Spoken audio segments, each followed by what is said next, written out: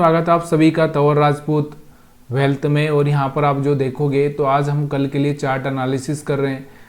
तो इस चार्ट पर आपको थोड़ा सा ये देखना है कि आप क्या कर सकते हो। देखिए कल आप कैसे ट्रेडिंग कर सकते हो, ये अपने आप से सवाल जब पूछने लगोगे तो अब जाके आपको समझ में आएगा। देखिए यहाँ पर कल के वीडियो को अगर आपने अच्छे से देखा होगा तो मैंने आपको एक चीज़ समझाई थी कि देखिए यहाँ पर इतने जो सेलर आए हैं तो ये कहीं ना कहीं मार्केट को नीचे लेके जाएंगे ही जाएंगे।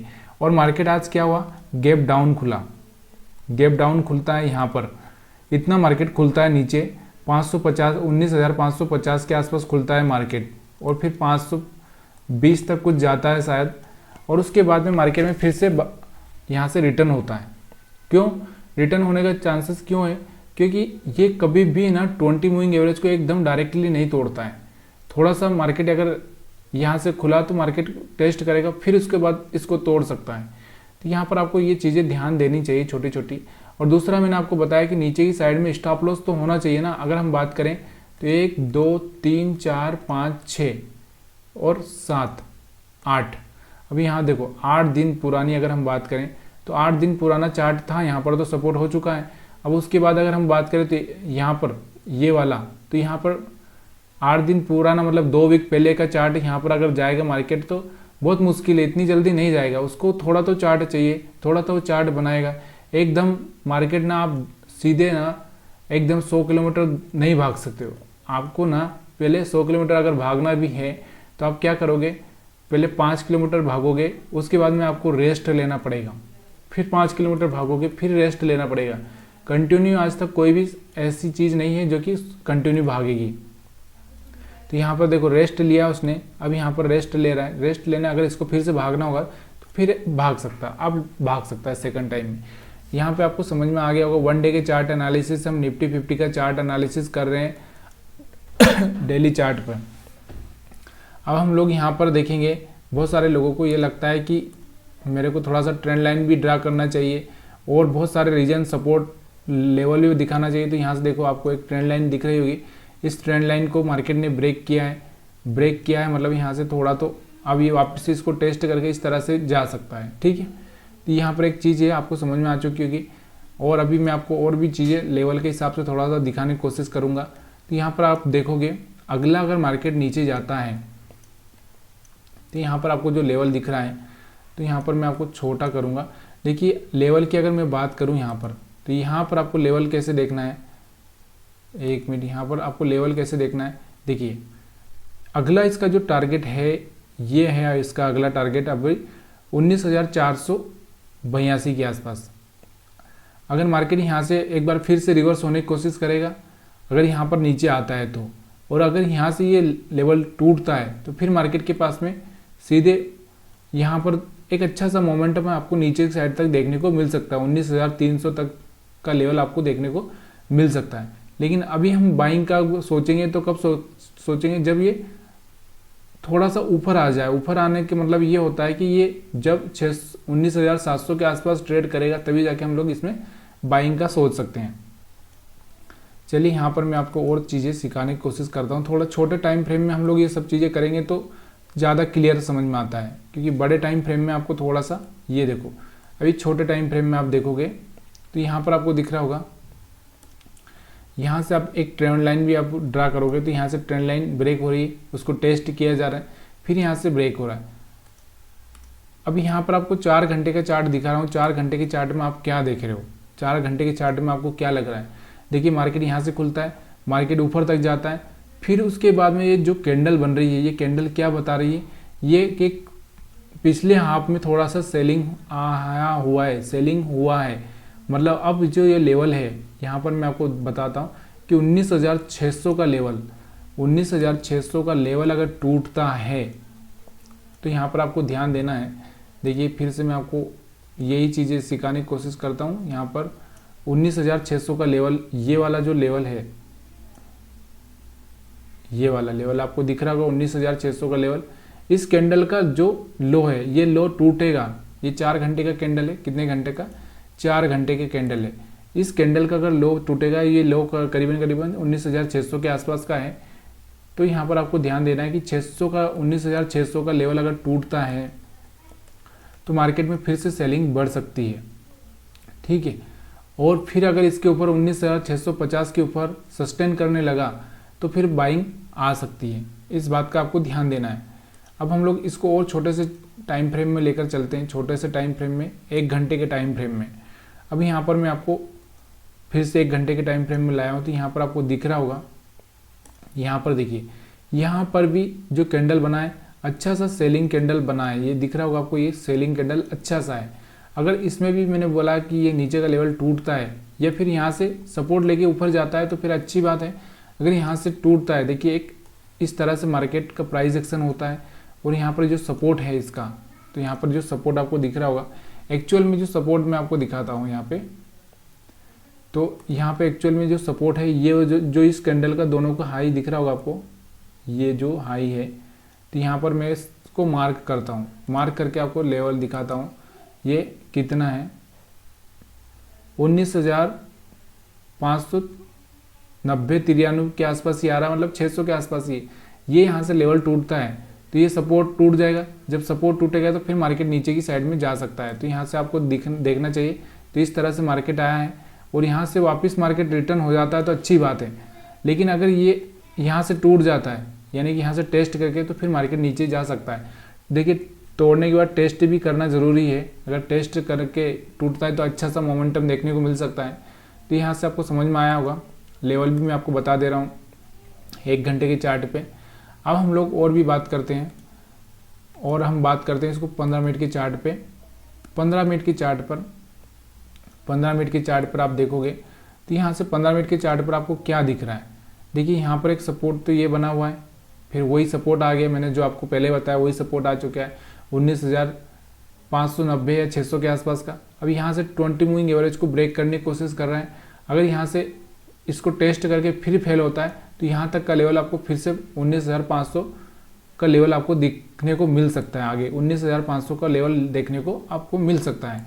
और जब तक कि फिर से ये एक स्विंग हाई इस तरह से ब्रेक ना कर दे, तब तक आप यहाँ से बाइंग नहीं कर सकते, तब तक आपको बाइंग करना नहीं चाहिए। अब ये 20 मूविंग एवरेज से नीचे की कोशिश कर रहा है, अगर ये ऊपर आएगा तो अच्छी बात है, हम लोग देखेंगे।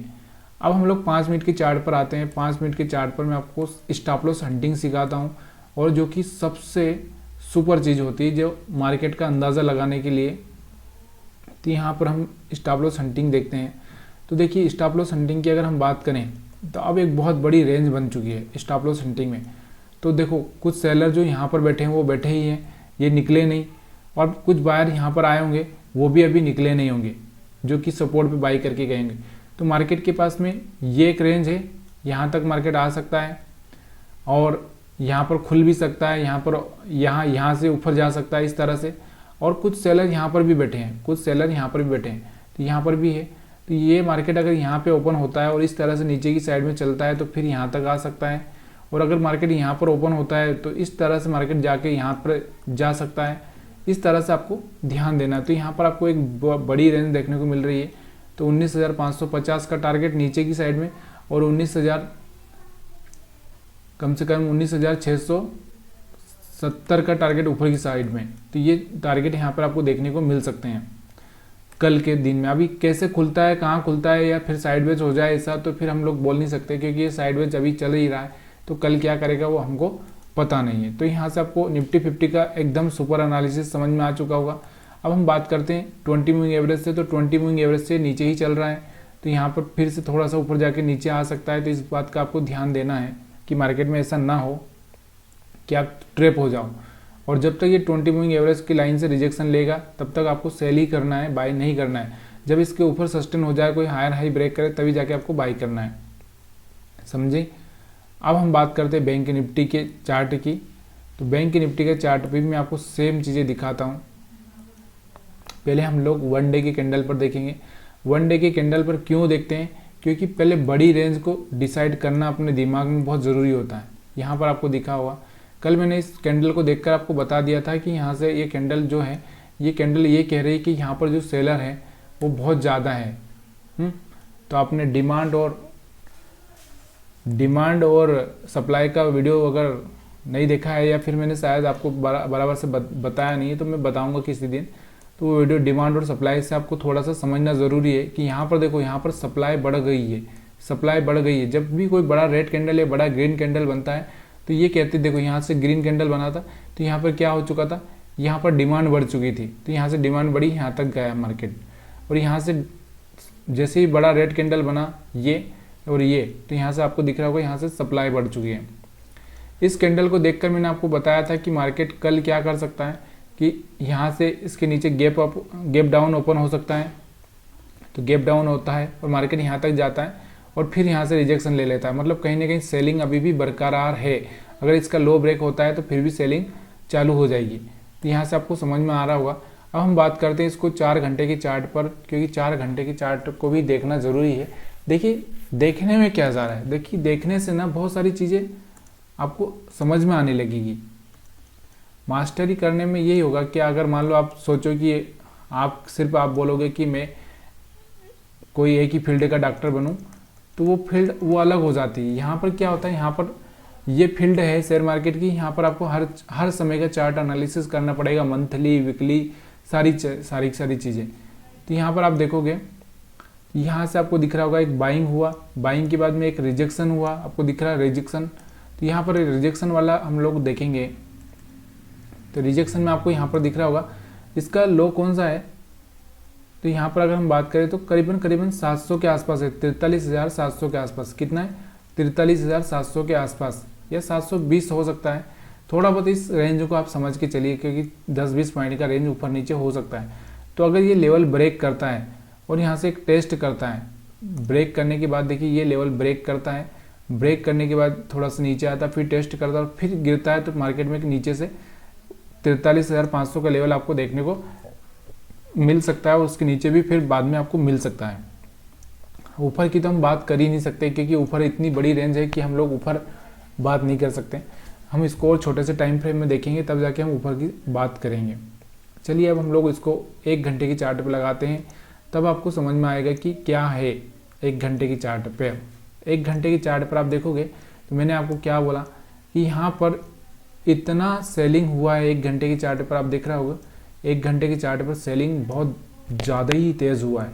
तो मतलब मार्केट में कल भी क्या हो सकता है, सेलिंग प्रेशर रह सकता है। लेकिन इसका जो ये कैंडल बनी है, इस कैंडल का हाई और लो ब्रेक होने या फिर यहाँ से टेस्ट करके फिर फेल हो, तब जाके आपको थोड़ा सा सेलिंग करना चाहिए। तो यहाँ पर भी एक ही लेवल है, 43,700 का लेवल ब्रेक नहीं होना चाहिए। अगर ब्रेक भी हो रहा है तो टेस्ट करके, अगर फेल हो रहा है तो फिर यहाँ से आप सेलिंग कर सकते हो। 1 घंटे की चार्ट पर आपको समझ में आ चुका होगा। अब हम बात करते हैं यहाँ पे 15 मिनट की चार्ट पे। तो 15 मिनट की चार्ट पर आप देखोगे तो 15 मिनट की चार्ट पर आपको क्या दिख रहा है। देखिए 15 मिनट की चार्ट पर मार्केट में आपको दिख रहा होगा 20 मूविंग एवरेज ब्रेक कर दिया है। अब थोड़ा सा यहाँ से टेस्ट करके मार्केट नीचे की साइड में आए तो एक अच्छा सा मोमेंटम आपको देखने को मिलेगा। लेकिन अगर टेस्ट करके नहीं आया तो थोड़ा सा मार्केट यहाँ साइड होके किधर भी जा सकता है। तो ये इस चीज़ का आपको ध्यान रखना ज़रूरी है, ठीक है। तो यहाँ से 20 मूविंग एवरेज के हिसाब से ही आपको देखना है। और दूसरा क्या, रेड कैंडल आपको दिख रही होगी, ये वाली रेड कैंडल बड़ी है, इसका हाई ब्रेक करेगा तो आप थोड़ा सा बाइंग का अगर देख सकते हो बाद में। तो यहाँ पर 15 मिनट के कैंडल में आपको समझ में आ चुका होगा। 5 मिनट के कैंडल पर हम स्टॉप लॉस हंटिंग देखते हैं। स्टॉप लॉस हंटिंग आपको पता ही होगी कि किस तरह से हम स्टॉप लॉस हंटिंग को प्रेडिक्ट करते हैं। तो यहाँ पर आपको दिख रहा होगा स्टॉप लॉस हंटिंग के हिसाब से आपको दिख रहा होगा कि कुछ बायर यहाँ पर बैठे हैं 43,600 के आसपास, 43,600 के आसपास, 600-650 के आसपास बैठे हैं। और कुछ सेलर्स यहाँ पर आपको दिख रहा होगा 44,000 के आसपास बैठे हैं। कितने, 44,000 के आसपास बैठे हैं। तो 44,000 के आसपास बैठे हैं। तो मार्केट अब किसको ट्रैप करेगा ये तो मैं भी नहीं जानता, क्योंकि मार्केट कल कहाँ ओपन होगा किसी को नहीं पता। अगर मार्केट कल यहाँ पर कहीं पर ओपन होता है तो यहाँ पर ये लोगों को निकाल सकता है। ऊपर की साइड में अगर ओपन होता है तो ये निकल जाएंगे, फिर नीचे की साइड में थोड़ा सा निकालने के लिए इनको नीचे आ सकता है। और फिर अगर नीचे की साइड में यहाँ पर कहीं ओपन हो जाता है तो मार्केट थोड़ा सा ऊपर की साइड में इनको निकालने के लिए जा सकता है और फिर इस तरह से फेल हो सकता है। तो ये सारी चीज़ें आपको समझने की ज़रूरत है, तभी जाके आप यहाँ पर अच्छे से ट्रेड कर पाओगे। तो अपने पास में कल की जो रेंज है मेन, तो यहाँ पर आप देखोगे 44,000 और नीचे की अगर हम बात करें 44,750। तो ये रेंज में आपको देखना है कि मार्केट ऊपर खुलता है कि नीचे खुलता है कि बीच में खुलता है। ये यहाँ पर अगर देखने को आपको जैसा मिलेगा प्राइस एक्शन, उसके हिसाब से आप यहाँ से ट्रेड कर सकते हो। तो यहाँ पर आपको जो रेंज समझ में आ चुकी है 44,000 और यहाँ 43,750। ठीक है, अब और आपको क्या समझ में नहीं आ रहा है, या फिर आप ट्रेंड लाइन से भी आप चेक कर सकते हो कि यहाँ से अगर एक ट्रेंड लाइन बना के आप इस तरह से देखो, इसको टेस्ट करके फेल होता है तो फिर आप यहाँ से सेलिंग कर सकते हो। या फिर आपको सबसे अच्छी ट्रेंड लाइन है 20 मूविंग एवरेज, अगर इसको टेस्ट करके कोई रिजेक्शन होता है तो यहाँ पे आप सेल कर सकते हो, और इसके ऊपर सस्टेन होता है तो आप यहाँ से बाई कर सकते हो। ये वीडियो आपको पसंद आया तो लाइक शेयर कमेंट ज़रूर करिएगा, क्योंकि बिना कमेंट के थोड़ा सा अधूरापन लगता है। तो प्लीज़ यार कमेंट करना मत भूलिए, मैंने अच्छे से समझाने की कोशिश कर रहा हूँ ताकि आप सीख जाओ। अब हम यहाँ पर कोई सेक्टर की बात करें तो सेक्टर में किसी में भी इतना कोई खास दमदाम नहीं रहा, सिर्फ ऑटो में फिर से बाइंग हुई है, क्योंकि ऑटो में होना भी चाहिए कि नवरात्रि चल रही है, अभी लोग बाइंग करेंगे ही से कुछ न कुछ चीज़ें। तो यहाँ पर आपको समझ में आ चुका होगा। और मैं आपको यहाँ पर क्या बता सकता हूँ, तो ये सब चीज़ें मैंने आप क्लियर कर दी। अभी हम आगे स्टॉक से क्या एनालिसिस भी करने लगेंगे, लेकिन अभी जब तक आप थोड़े से इसमें ट्रेंड ना हो जाओ जब तक अच्छे से, तब तक हम लोग आगे कुछ भी नहीं करेंगे। तो आप सभी का वीडियो देखने के लिए बहुत बहुत धन्यवाद। अगर वीडियो पसंद आया तो लाइक शेयर कमेंट जरूर करिएगा।